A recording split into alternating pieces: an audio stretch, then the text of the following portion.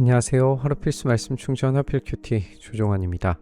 오늘 함께 나눌 하나님 말씀은 신명기 31장 1절에서 13절까지 말씀입니다. 모세가 온 이스라엘 백성에게 계속하여 말하였다. 모세가 그들에게 말하였다. 이제 내 나이 120살입니다. 이제 더 이상 당신들 앞에 서서 당신들을 지도할 수 없습니다. 주님께서는 내가 요단강을 건너는 것을 허락하지 않으셨습니다. 주 당신들의 하나님이 당신들 앞에서 건너가셔서 몸소 저 민족들을 당신들 앞에서 멸하시고 당신들이 그 땅을 차지하게 하실 것입니다. 주님께서 말씀하신 대로 여호수아가 지휘관이 되어 당신들 앞에서 건너갈 것입니다. 모세는 하나님께서 요단강을 건너가는 것을 허락하지 않으셨다라고 하는 사실을 언급하면서 하나님께서 약속의 땅을 정복해 가실 때 그 뒤를 따를 새로운 리더로 여호수아를 소개합니다. 여호수아에게 리더십이 이양되면서 이스라엘은 새로운 리더십 아래에서 약속의 땅을 정복하고 또 정착하는 일을 하게 될 겁니다. 그런데 보이는 리더는 교체되겠지만 사실 여전히 땅을 정복하고 정착시키실 이스라엘의 진짜 리더, 참된 인도자는 여호와 하나님 한 분뿐이십니다. 이미 주님께서 아모리 왕 시온과 옥과 그들의 땅을 멸하신 것과 같이 그들도 멸하실 것입니다.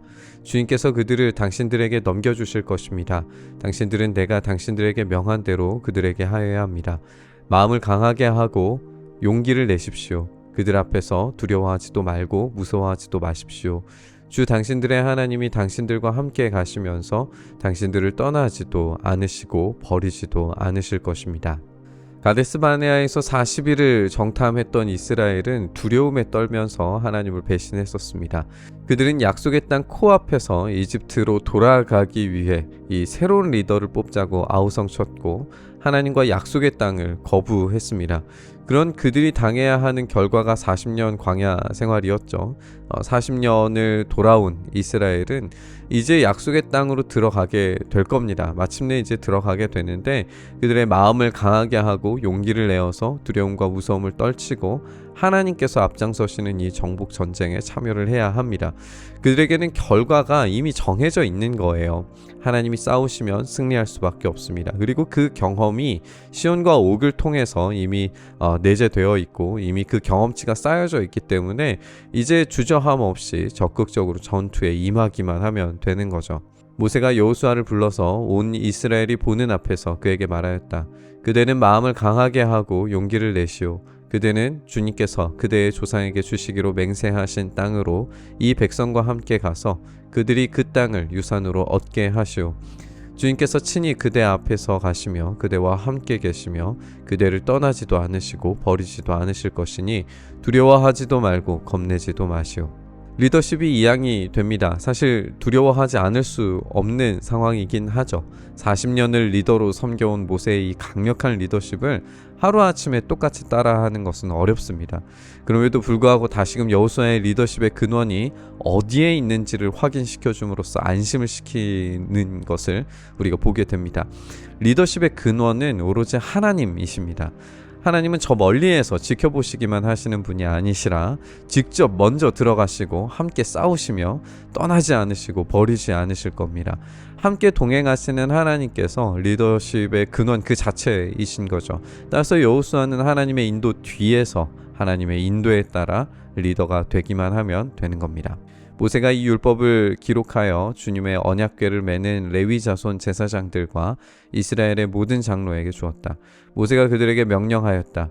7해가 끝날 때마다 곧 빚을 면제해주는 해의 초막절에 온 이스라엘이 주 당신들의 하나님을 뵈려고 그분이 택하신 곳으로 나오면 당신들은 이 율법을 온 이스라엘 백성 앞에서 읽어서 그들의 귀에 들려주십시오.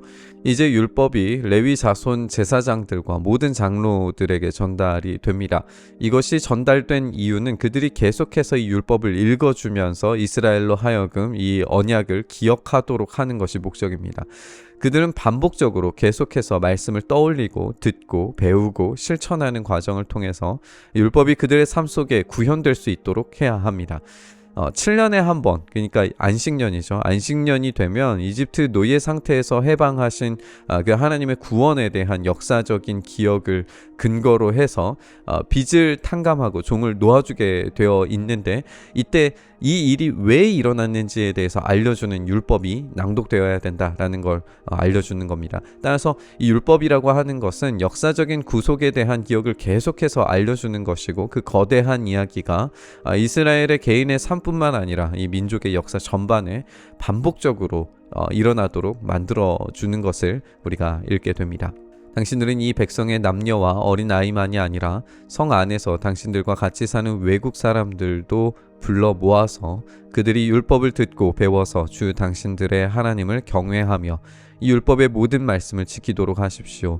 당신들이 요단강을 건너가서 차지하는 땅에 살게 될 때에 이 율법을 알지 못하는 당신들의 자손도 듣고 배워서 주 당신들의 하나님을 경외하게 하십시오.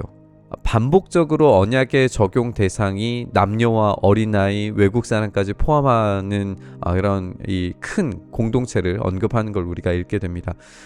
율법이라고 하는 것은 시간적으로는 이 역사를 구성하고 공간적으로는 약속의 땅 안에 사는 공동체 전체를 포괄합니다. 이 율법의 이런 포괄적인 적용에 대해서 강조한다는 점이 이스라엘이 어떻게 폐쇄적인 공동체로 변질되었는가를 생각하게 되고 비교해보면 참 아이러니가 아닐 수 없습니다. 이것은 사실 우리에게도 마찬가지일 텐데, 주님의 복음이 가지고 오는 이 놀랍도록 포괄적이고 확대된 공동체여야 할 교회가 얼마나 폐쇄적인 집단이 되어가는가에 대해서 사실 참 누구라도 공감할 수 있을 것 같습니다. 그렇다면 우리는 이 공동체의 순수성에 대해서는 타협 없는 이 율법이 주어지는 것처럼 아주 명확한 기준을 가지되 이 공동체의 확장성에서는 누구라도 들어올 수 있는 환대가 필요하다고 생각이 듭니다. 결국에 이 공동체의 주인이 누구인가에 대한 질문으로 돌아갑니다. 이 공동체의 주인은 우리 하나님이시죠. 하나님은 예수 그리스도 안에서 죄인들을 끌어안으시고 그들을 구원하십니다. 누구라도 죄를 고백하면서 예수 그리스도를 주로 고백한다면 공동체 안에서 변화와 성숙을 경험할 것을 두려움 없이 고백할 수 있어야 됩니다. 반대로 포괄적인 환대의 공동체지만 그 순결성을 지키기 위해서는 두려움 없이 죄를 거부할 수 있어야 합니다. 이 두 가지가 약속의 땅 안에서 가능해야 했던 것처럼 우리도 이 두 가지가 가능해야 됩니다. 교회의 주인이신 우리 주님의 다스리심 아래에서 우리가 두려움 없이 환대의 공동체로 나아가야 하고, 두려움 없이 우리의 진리를 수호할 수 있어야 됩니다. 이 두 가지가 주님의 다스리심에는 이 공동체 안에서 온전히 가능해지기를 간절히 구하면서 우리 묵상의 자리로 나아가시죠. 주님, 그렇게 우리를 부르시고 또 우리를 구원하셔서 그 거대한 구원의 이야기가 우리의 삶에 적용되게 하심을 참 감사합니다. 오늘 우리의 공동체들이 오직 우리의 리더이신 예수 그리스도의 인도하심을 받아 이 복음 아래에 있을 때 참된 자유와 환대와 평화를 누릴 수 있도록, 그리고 이 변질되지 않는 복음을 온전히 붙들며 살아갈 수 있는 우리의 교회들이 될 수 있도록 주여 은혜 더하시고 역사하여 주시옵소서. 그렇게 우리를 지키시기를 간절히 바라고 소망하며 우리 주님 예수님 이름으로 기도드리옵나이다. 아멘.